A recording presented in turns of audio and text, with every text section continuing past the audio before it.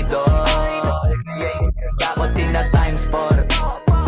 Rat-rat lagi parang rifle. Huwag na huwag ka kakagat sa face.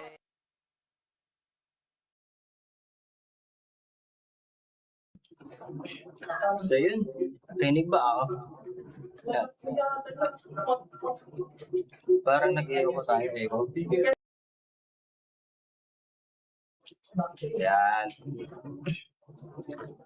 Wait lang, full screen lang para makita natin yung magaganda at mga pogi natin, ka-business partner natin, no?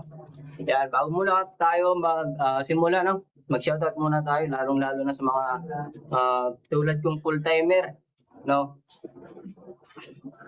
Yan. Katulad nyo rin din po ako dati na natatawa talaga ako kay Parts Dave. Ba't ganyan tsura mo? Katulad nyo rin din po ako na dating nakaupo lang, nakikinig sa mga ganitong event, Zoom, no? Na-inspire sa mga nagsasalita sa Zoom. Nakinig lang ako, nakatunganga ba ako kung pinapakinggan ko kung ano yung binibigkas nila. Pinapakinggan ko hanggang sa natuto ako, hanggang kumita na ako dito sa ating community. No? Yan. Shoutout muna tayo. No? Pampalakas ng loob. Yan. Shoutout po kay Pards Marlon. Yan. Kaway-kaway naman dyan, Pards. Tawang-tawa talaga ako kay Pards Dave, no? Ang saya niya. Saya niya. Yan, shoutout muna tayo sa mga natin. Shoutout kay Emergency Arlene Kabat. Yan. Training ba ako dyan, Pards? Yan. By the way, magsimula na tayo, no? Yan, ako pala si Froilan Bakiran. Yan, tama yung sinabi ng host natin na ang aking upline pala si upline Janmark Fernando. Yan. Proud na proud ako sa kanya dahil sa online lang kami nagkakilala kay Upjan, no? And nagpapasalamat din ako sa kanya kasi kung hindi dahil sa kanya, wala ako dito sa community na to, no? Up, I love you. No. Yan. At saka mga upline dito sa family agency, no? Lalong-lalo na sa kanila kasi kung wala sila na palaging nagtatapik, nagbibigay ng mga motivation kung may kunting ka-attitude, no? Kung may kunting problema. Yan. Pakilala na pa ako. Yan. Isa na rin po akong Ultimax top earner sa ating opportunity, no? Yan, shoutout nga pala kay Master Jerwin Baloran, no? Karating ba nandito pala sa Zoom? Dito na. Shoutout po, Master. Yan, and travel qualifier, local international po. Travel na po tayo. Then, emergency top leader na. Yan. Bago po ako dyan nagsimula, hindi ko po alam yung nung nagsimula po ako dito, nakikinig lang ako sa mga upline kung paano nila ginagawa to. Ano ba yung pinasukan ko? Yun yung katanungan ko sa sarili ko. Unti-unti kong ina-adapt kung ano yung sistema. No? Unti-unti, pagdating ng point na sa manual pa kami. Dalawa kami ni Upline, Jomar Messina, no? Dalawa kami ginaguide ni Janmark. Manual po kami. Ang usapan pa namin that time ni Master Jomar is, ano kaya yung pinasukan namin na opportunity na to? Diba? Nag-iisip kami. Nagdududa din po kami kasi hindi namin nakuha-kuha. Bakit sila Upline Ray Fernando? May pay-in. Kami wala. No, ang iniisip talaga namin, focus sa mga ganito, sa Zoom, lalong-lalo sa mga training Zoom, training sa main office. Yan, kinakabahan na ako. Yan, doon na lang tayo sa slide na lang, first slide natin para mawala yung kaba natin. Kinakabahan ako, parang first na mag-talk. Slide na lang natin, Mr. Tech. Ayan. Sino nga ba si Froilan that time? Ayan. Di ba? Dating Kafgu, dating construction. Ang daming pinasukan, hindi lang yan. No, dating ano pa? Ang pinasukan ko dati, ang dami kong pinasukan, Kafgu, construction, wirings. Yan, welder, pinasukan ko rin yan. Hindi ko na ilalagay dyan kasi medyo mahaba na yung ano natin, diba? Ganyan. Yan. Tama yung sinabi ng upline na si upline Denmark na yung pagsalita pa lang ng Tagalog, utal-utal. Kasi ano, sa probinsya, sa bundok, ano, kung ano yung lingwahe mo, mga Ilocano, di ba, mga Kalinga, yun lang yung talagang parang na-adapt mo. Kasi never man ako nakapunta dito sa ano, sa Cavite. First time ko na mapunta sa Cavite talaga. Ang pinuntahan ko kasi may ano ko, may pangarap ako. Yan. Hindi ako makapagsalita sa harap ng maraming tao katulad dito. Diba? Tinitrain ako na mag-host noon. Utal-utal ako. Kinausap ako ni upline Shane Piñaranda. Yan. Kinausap niya ako, pinaano niya ako. Pero nautal ba? Hindi ko alam talaga magsalita. Naiyak pa ako noon. Naluwa pa ako. Ganun ba ang pakiramdam ng ano ng buhay bundok, probinsya? Yan. Iba pala yung pakiramdam pag nandito ka na sa syudad. Kaya yun, unti-unti ko na-adapt yung pagsalita sa mga Tagalog. Yan, unti ko na-adapt yung kung paano ka dito, paano ka kumita dito sa community natin. No? Yan. Next mo, Master Tech. Para ano, yan. Ito po yung napaka-importante sa akin. Dito po ako nagkaroon ng learning na talagang gustong-gusto ko talaga. Hindi po ako kumita dito kung hindi ko pinagdaanan yung mga training na to. Yan. Tingnan nyo daw, ang daming ano. Yan nung nag-umpisa kami ni Master Jomar Messina. Tingnan nyo yung itsura namin na dalawa. Di ba? Tingnan nyo, yung nasa katabi kong naka-orange na kasama ko yan, umuwi din yan kasi hindi niya nakayanan. Ayan. Tingnan nyo yung itsura namin, di ba? Hindi pa namin alam magsuot kung ano yung kasuotan talaga ng ng negosyo. Tingnan nyo yung pantalon ko, may butas pa talagang. Akalain mo pag sa probinsya ka, pogi ka na yan. Di ba? Pag sa probinsya, pag dito pala parang iba naman dito kasi sa sa Cavite o sa Maynila. Yung tingnan mo yung suot ni tingnan yung suot ni Master Jomar. Yung pantalon niya panggenggeng, di ba? Yan. Kasi hindi pa namin alam kung paano magsuot talaga ng formal. Nung kami nagsimula, di ba? Yan. Di ba? Parang dito ako talaga ako nagka-learn kay topic ni Sir Arnel Limpin. At saka yan, naka-pink na si upline Eva May. Pag si Sir Arnel Limpin, kawawa yung sarili ko dyan. Kawawa yung katawan ko sa kanya kasi palagi niya akong pinapalo. Mamamatay na sa tawa pag si Sir Arnel yung nagtatapik dyan. Bis focus ka na nga lang sa pag-topic ni Sir Arnel, mamaya matatawa na naman. Parang mamamatay ba, tatapikin ka niya, papaluin ka niya. Di ba? Daming karanasan ko kay upline Eva. Yeah, pero at least nagpapasalamat din po ako sa kanya kasi nandito pa rin ako. Na sila rin yung nag-guide sa amin dito sa GNC family. Yan, next Master. Next. So yun guys, kung ikaw man is kung ikaw na bago pa lang na full timer o ikaw is part timer ba o timer, full timer rin na. Yan. Ito na po yung mga leaders ko rin na kumita na nagdiwala din sa akin, marami po yan. Hindi natin ilalagay natin yan kasi baka abutin pa tayo pag isa-isay natin. Yan yung pinita ko nung January. Yan, hindi na ilagay nung natin nung December. Yan. Noong January, kumita tayo ng 12,000 360. Yan. Ito nung July. Ay, hindi. Bago mag-July pala to. Itong 31,110. Yan. Ito yung mga kinita natin. Itong month of June yan, 18. Kumita tayo ng 18,000. Pagkalain nyo, kikitain ba ng ano yan? Kikitain ba ng isang construction na walang pinag-aralan, di ba? Hindi man ako wala akong pinag-aralan. Di ba? Grade 5 lang inabot ko, sa totoo lang guys. Grade 5 lang. Ba't ganyan nakalaki yung kinikita ko?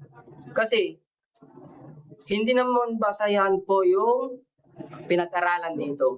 Kung talagang gusto mong matutunan itong opportunity, makinig ka lang sa upline mo.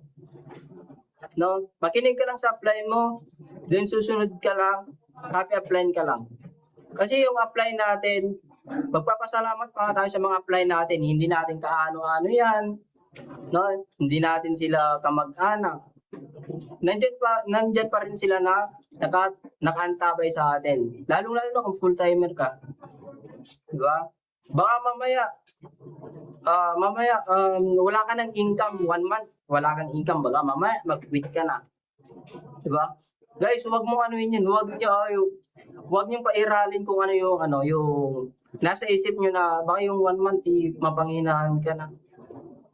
Gagawa ka na ng dahilan para uuwi ka na sa probinsya nyo. No? Sayang din yung pamasahe mo, sayang din yung pagpunta mo dito, nagpaalam ka pa naman sa magulang mo na tutulungan kita mama. No? Kung ikaw naman anak ka ng OFW, kung full-timer ka, tulungan mo mama mo. No? Wag kang pa-chill-chill. Kasi habang andyan sa ibang bansa yung mama mo, kawawa na nga lang mama mo, nandito ka lang. Pinapadalaan ka na nga lang ng pang-allowance mo, hindi mo pa seryosohin to. Diba? Nag-promise ka sa mama mo na tutulungan mo siya. Nandito ka na, pa-chill-chill ka. Diba? Oo, kikitain ng mga employee ang mga kinita natin, kinita ko lang yan. Kikitain yan. Pero pagdaanan pa nila yung sobrang hirap. Lalo na sa construction, ang sakit kaya ng tagiliran pag naghalo ka ng yung mga semento. Sakit sa tagiliran. Diba? Dito pag pinultay mo lang itong negosyo na to, walang masakit sa'yo dito. Nagsiselfone ka lang, nakaupo ka lang. Diba? Kung masakit ulo mo, tulog mo. Mama, kung hindi na masakit, maghataw ka. Diba? Ayan. Huwag kayong magkampante guys na kahit OFW mama nyo, nahihirapan na nga sila. No? Nahihirapan na nga sila. Huwag naman kayo magkampante na kahit hindi ako hahataw, andun naman sa ibang bansa mama. Lalahanin nyo, ilang years na sila sa ibang bansa, hindi sila makauwi dahil lang sa kagustuhan na mabawang buhay nyo. Diba? Yan, next na, Master Tech. Seryosohin lang natin to guys. Walang masama magseryoso kasi goal mo to. Yan. May achievement. Yan. Team Ultimax BOS. Yan. Naging top 14 po tayo sa ating community. Then, 10K. Naka-direct master tayo. Yan. Nung last on-site beta natin dito sa ating community, naging top 12 po tayo.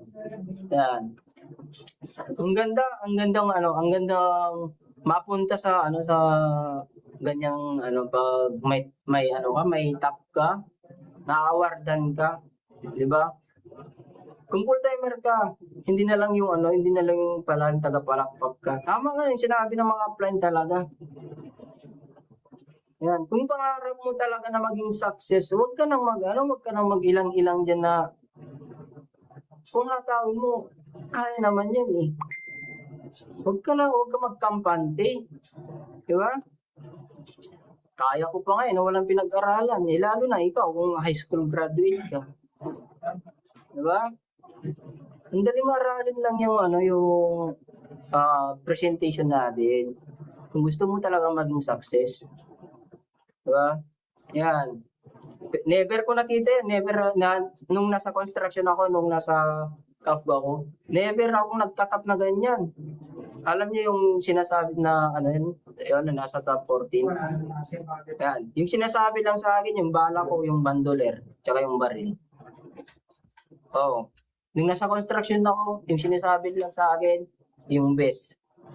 Best ng pang-construction. Dito ko lang naranasan for the first time ko na ganito pala pakiramdam ng magsasucess talaga. Ang layo mo na sa dati. Pag tinitingnan ko ngayong yung before at saka after, layo ko na talaga. Malayo ko na. Hindi porket malayo na ako, bibitaw na lang ako. No? Kasi may pangarap po ako. May pangarap ako. May binitawan po akong pangarap. Yan. May binitawan akong pangarap.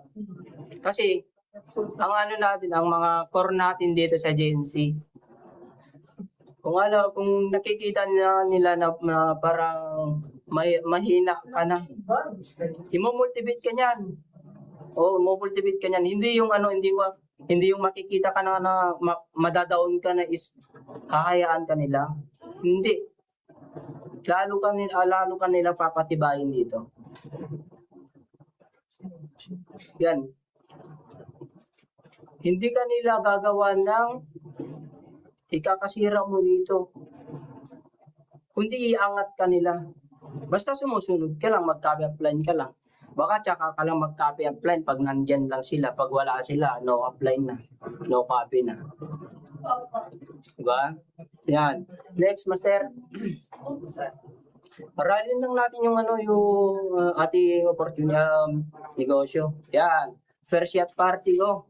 Yan, nakasali po ako sa yacht party. Yan, kasama ko po yung mga upline ko. Yung mga upline ng ibang team natin. Sila Melinda. Kasama ko dyan, Melinda Dadap, sino yun? Basta marami sila na mga upline kasamaan ko. First time ko rin makasakay sa yate. First time ko. Yan. Ang sinasakyan lang namin sa bundok sa probinsya sa Isabela. Alam niyo yung bangka, yung buho ba yun? Yun sinasakyan namin tapos sinasagwan. Yan, dito ko talaga naranasan yung ganyan na Kung gusto mo talagang mapasama sa mga ganyan, seryosohin mo. Diba? Seryosohin mo yan. Ang ganda parang pagkasakay nga namin dyan, pagkasakay namin sa yate, daming nagbibideo. Parang artista kasi puro kami nakaputi. Parang artista ka na tinitingnan, video ka na, picture. Diba? Kasama ko ba dyan si Upline Teresa Gabriel eh. Yan, kasama ko sila. Sila Upline. Diba? Catherine Malasarte, yan, kasama ko sila.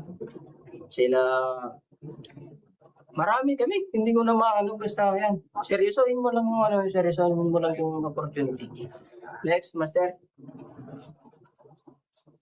Yan. Ito rin, diba? Naging ka-direct po tayo dito. Then, nakuha po tayo. Yan, ito na yung inaabangan ko, guys.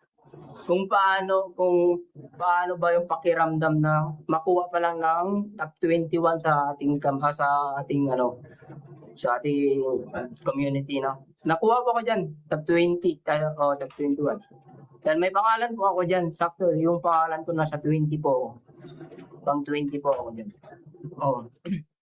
Imagine mo guys, isang construction worker mapapasama sa top 21.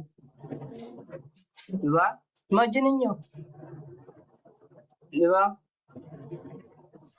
Ito nga yung palaging inaano ko eh. Dito palagi kong ini-inspire yung sarili ko eh. Di ba? Sunod-sunod yung pagkatap. Tapos, yan, napasama tayo sa Ito guys, hindi ko pinagmamayabang, no? Hindi pinagmamayabang. Sinishare lang yung before and after mo kung ano yung pinagbago na ng yun, buhay mo. Yan. Nagtaka ako, ba't ako napunta sa top 21? Kasi seryoso po ako sa ating negosyo. Seryoso po ako. Yan. Next, Master.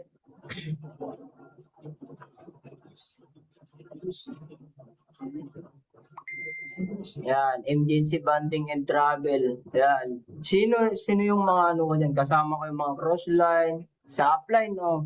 Ang laki na lang tiyan. Buntis. No? 1 month and 3 days ata na buntis sa upline ko. No, yan, palakihan ng tiyan daw. Yan, nung ano yan, nung last outing namin. Yan, ganito po kami, ganito po mag-conduct ang mga upline ng GNC, ng family GNC. Kung seryoso ka dito, wala ka talang gagastusin. Ang gagastusin mo lang po yung pang sarili mo kasi hindi man nila gagastusin yung bibilin mo na pang sarili mo. Yan, sagot na nila yung ano dyan, yung gastos sa pagkain, sagot na nila. Never ko rin yan naranasan na makaligo sa beach. No? Sa sapa lang ako palaging naliligo, sa ilog, mga ganun. Sa gripo, doon ako naliligo. Yan. Ngayon, naranasan ko na maligo ng dagat. Diba? Yan po yung team ng emergency family. Yan. Yan po yung team namin.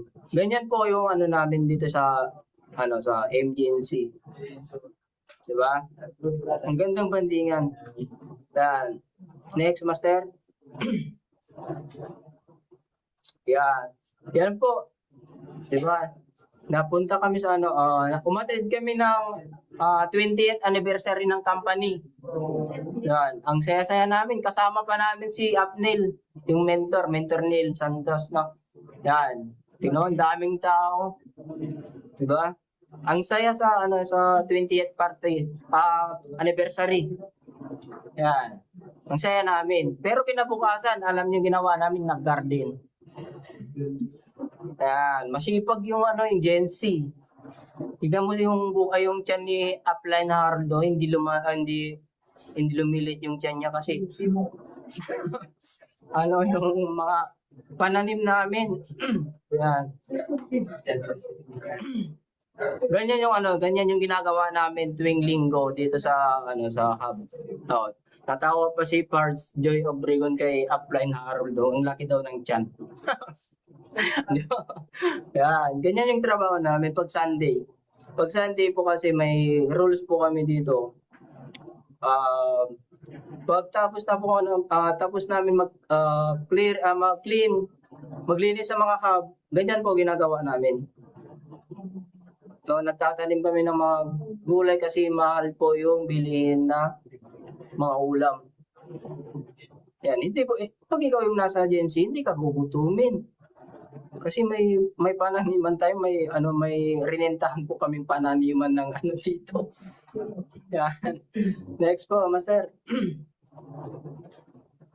Yan. Ito po yung appliance achievement ko. Ito na lang yung ko, sasabihin ko na lang sa inyo guys. Hindi po ako naglagay ng DPSY ko diyan. Hindi po ako naglagay.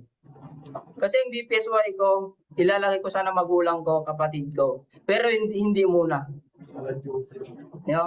Alam niyo yung DPSY ko, blinak ko po sila. Blinak ko po sila. Kasi ako may pangarap po ako. Umalis ako sa amin, may pangarap ko. Sabi ko sa mama ko, tutulungan ko sila pagkabalik ko. May ipapakita na po ako na resulta para sa kanila. Blinak ko po sila yung mga magulang ko. Hindi naman po masama mag-block sa mga magulang kung talagang may pangarap ka. Kung gusto mo talagang makamit ang iyong pangarap.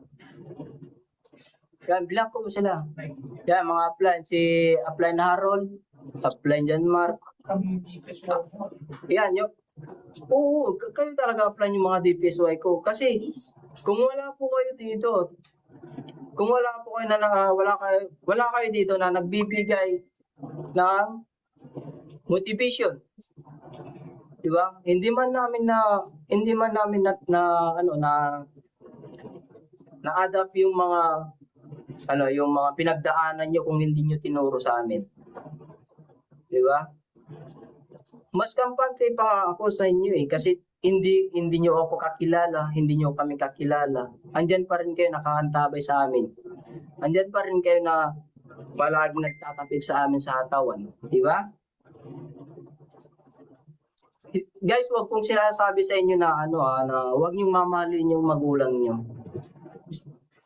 Iba kasi yung pakiramdam mo na yung isang tao na tumulong sa iyo, hindi mo pa siya kaano-ano, siya yung makapagbigay sa iyo ng success.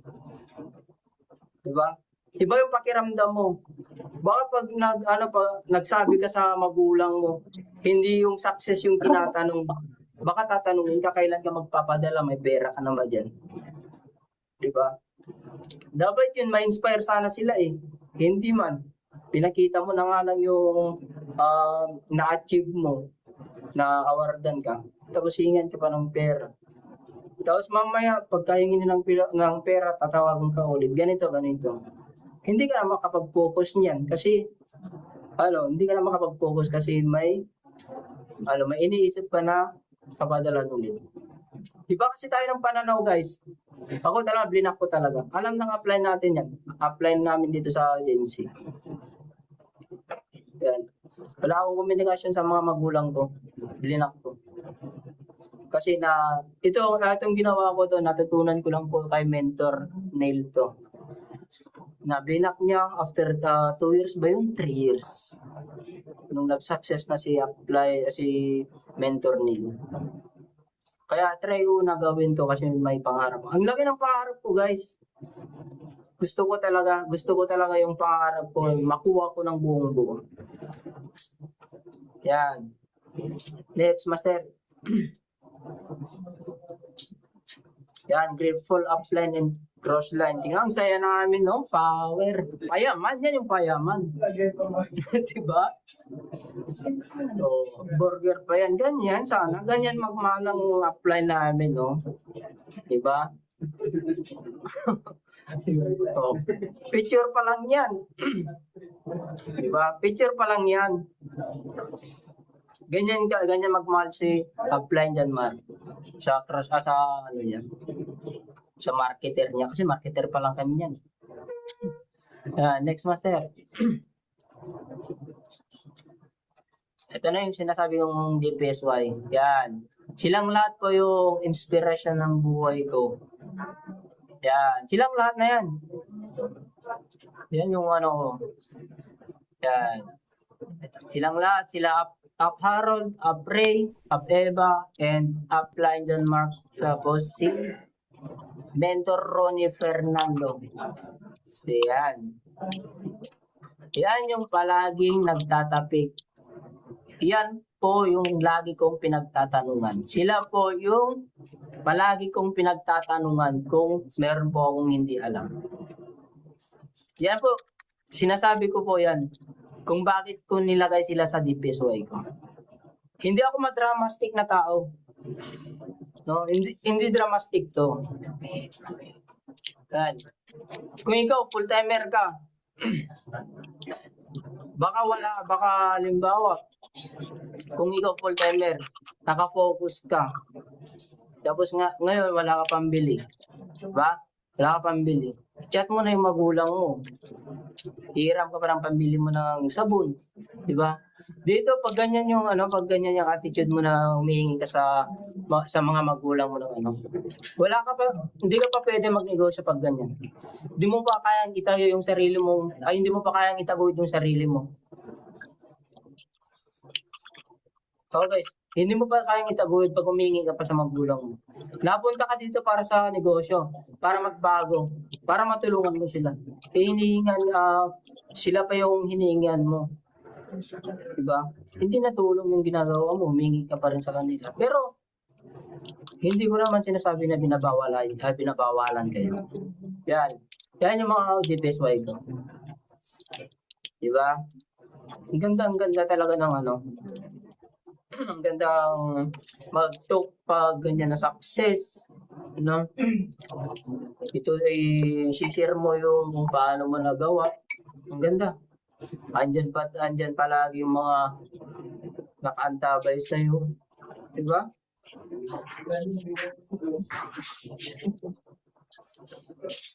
Talagang dito ako na-inspire sa mga taong to.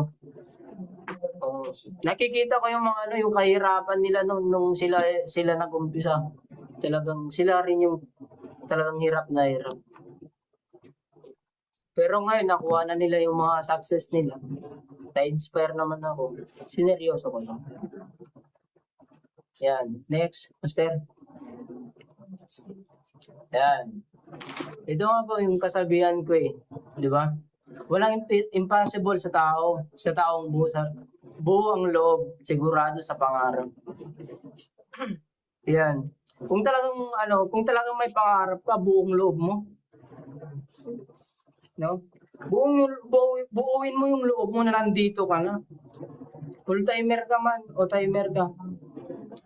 Since na nandito ka na sa tamang opportunity sa Team Ultimax. Nandito ka na. Di ba? Wala kang masabi sa sistema. Tama naman sistema. Ganda naman sistema. Ganda naman kitaan. Nasa iyo na yun kung hindi mo seryosohin. Di ba? Siseryosohin mo to. Huwag mo nang isipin na umuwi. Pagbalik mo rin lang naman sa lugar nyo, kung anong trabaho mo dati, ganun din yung trabaho mo pag umuwi ka. Diba? Yan po. Yan, dito ako na-inspire sa sasakyan ni Applied ko. Yan po yung goal ko. Pagka sasakyan din. Yan po ang goal ko. Hindi naman masama mangarap kung talagang seryosohin mo. Diba? Kung seryoso ka, kaya mo yan. Huwag ka lang bibitaw. Yan. Tips ko lang sa mga meron pa ba, Master Tech? Ayun. Tapos na pala ko. Tips ko na lang po sa mga full-timer, no? Lalo na pag timer o part-time ka pa lang ngayon. No, ako na lang magtitips sa'yo. Kasi nakikita ko man, nahihirapan man yung mga timer. Nandito ka na, seryosohin mo lang to. Huwag kang mapanghinaan. Kung may problema ka, sabihin mo sa upline mo. Walang ibang makakatulong sa'yo kundi ang upline mo. No? Huwag ka lang mag-acne. Baka mamaya napanghinaan ka. Umuwi na ako kasi ganito. May sakit yung namin. Nanakawan yung bahay namin. Huwag ganun. Huwag ka nang magsali-salita na idadamay mo yung mga diretsahin mo lang yung upline mo. Hindi ko makaya dito. Pero guys, isa lang tips ko talaga, seryosohin mo itong opportunity. Kung may pangarap ka sa buhay mo, gawin mo to, inspirasyon mo to. No, laban mo to. Di ba? Laban mo to. Yun lang ang tips ko sa inyo. Mama. Na-inspire po ko sa aking topic and back toast na po. Yes! Yan. So, thank you.